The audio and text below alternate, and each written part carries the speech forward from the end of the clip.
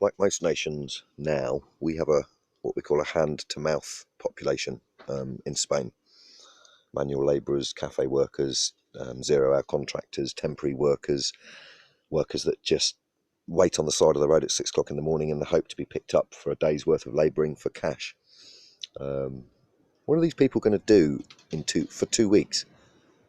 What are these people going to do for 2 weeks if they can't earn money? People are saying, oh yeah, but the shops will stay open. The shops are about 5% of a country's business. Okay, you've got well, I don't even need to tell you, do I? It's patronising for me to tell you all the different jobs that people do, but they're not going to be doing them. Only a certain amount of people will be doing their jobs.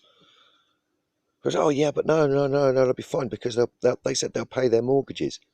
Yeah, they'll pay their mortgages to keep the economy topped up, the housing economy topped up. Nothing to do with the people in the houses.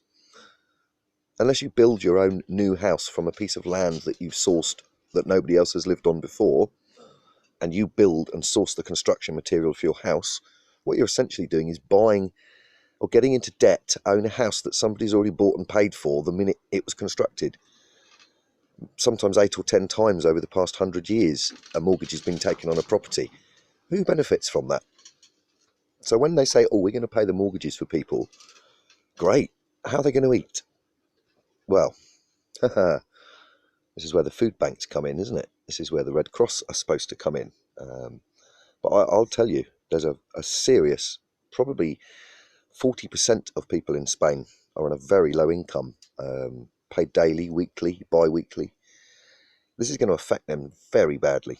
It's also going to affect, obviously, what's happening in Italy, the poor in Italy, and people aren't going to see the immediate effects of it until their food runs out, or their drugs, or their alcohol, or their tobacco.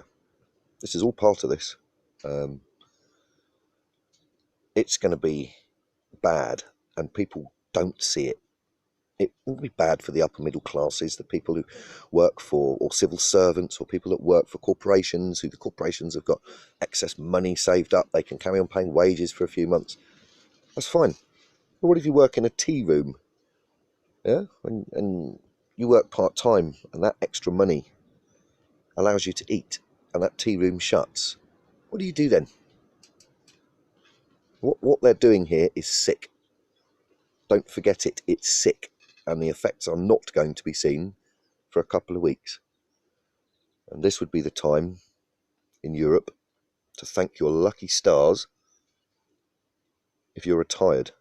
And I don't mean ill, old, or sick. I simply mean in a position not to have to rely on work. Cheers.